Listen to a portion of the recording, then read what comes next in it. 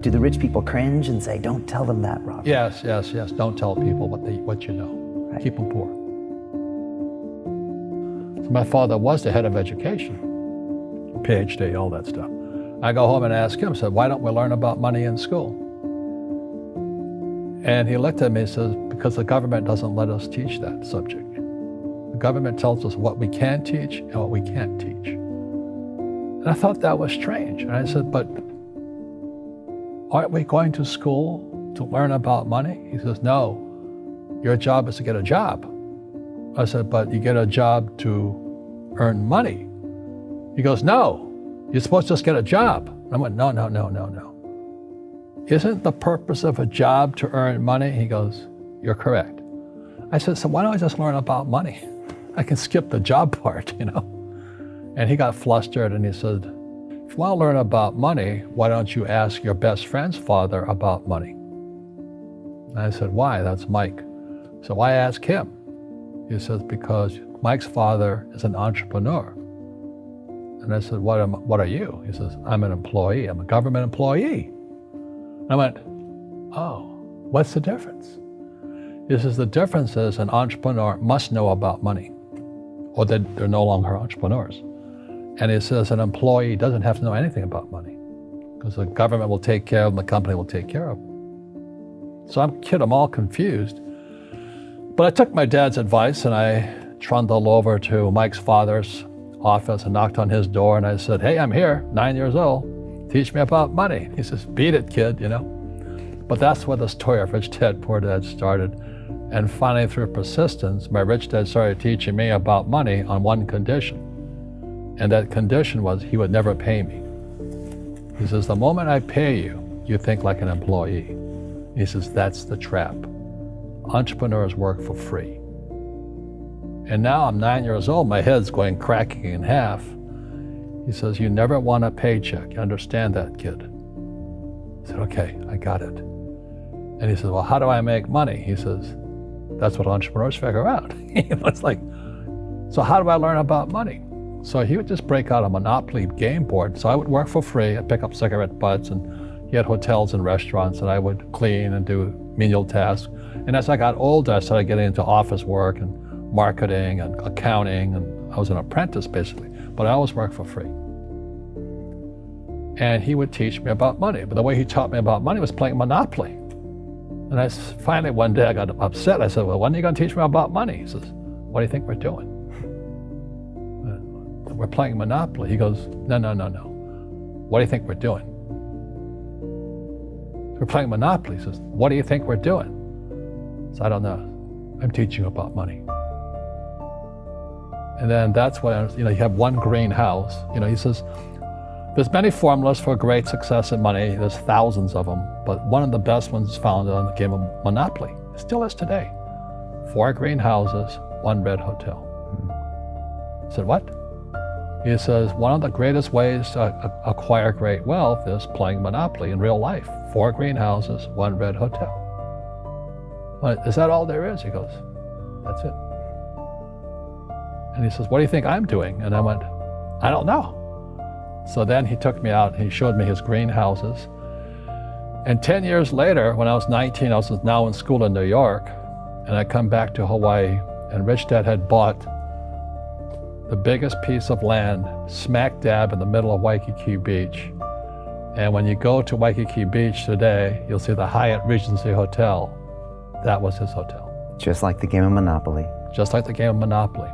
Acquired assets and they became bigger assets. He just kept what's called an assemblage, because that property wasn't that big at that time. So he had to buy out all the small guys. Because Waikiki was a little dirt water little town. So he'd buy out this shop owner and buy that shop owner. And it took him a while, but he finally assembled this large piece of property. And then he and Hyatt put up this giant hotel. And it just sold for $800 million. So that's how I learned about money.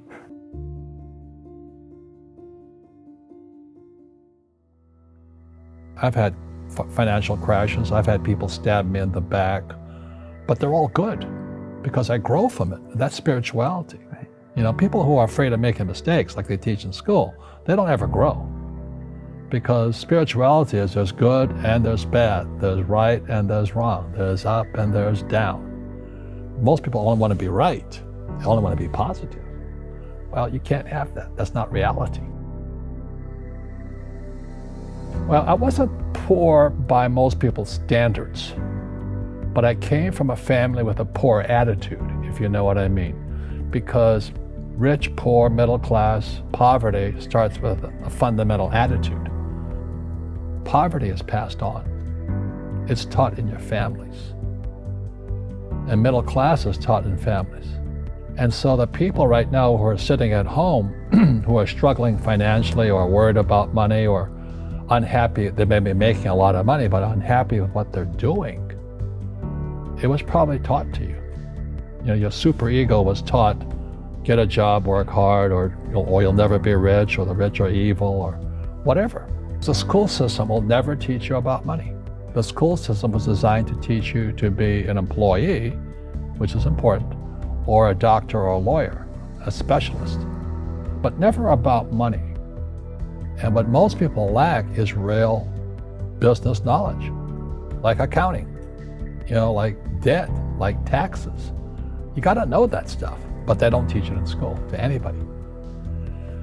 So, and then when people ask me, how did your rich dad learn this when your poor dad, a PhD, didn't? And the answer is very simply, my rich dad, who's my best friend's father, his father died when he was 13. So his rich dad had this family business at 13 to run. So he had to drop out of school, which was his blessing. You know, there's blessings, and you know, sometimes a blessing doesn't look like a blessing, but it turned out to be a blessing. And then his teachers became his bookkeeper, his accountant, his attorney, his banker, his real estate agents. So he has what I call real teachers, not these fake teachers in school. You see, most teachers in school, they're out of ethics. They teach subjects they themselves don't practice. I asked the teacher, I said, you know, I'm in my third year of calculus now. It was called strength of materials. I said, am I ever going to use this stuff? He goes, no. You know, I said, why do you teach it? He says, because I get paid. I said, do you ever use it? He goes, no. And that's why, you know, you have to, in life, one of the things I suggest to people, you got to find a real teacher versus a fake teacher. And a fake teacher is somebody who doesn't do what they teach. And a real teacher is doing what they teach every day. So my accountants, my attorneys, they're in it every single day. That's how I learn, because every day I'm solving problems in my business. So I have accountants and attorneys and bankers and all these people on speed dial because I'm solving problems with my team. I see you giving this knowledge out, and Yeah. do the rich people cringe and say, don't tell them that, Rob? Yes. Don't tell people what you know. Right. Keep them poor. But you know, unfortunately, the poor, as was in the Bible, I'm not real religious, the poor will always be amongst us because it starts up here. Right, it's that fear mentality. It's in their words, you know, and the words become flesh. Again, I'm not really religious. I flunked out of Sunday school also.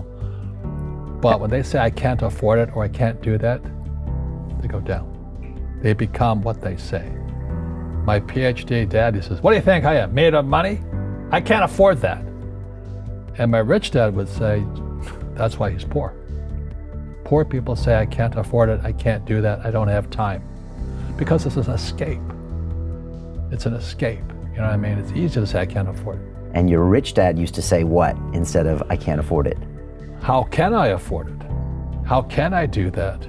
You know, what would it take, or why should I do that? He says that a question opens the mind, a statement closes the mind. So when you say, I can't afford it, your mind shuts down and you become what you say.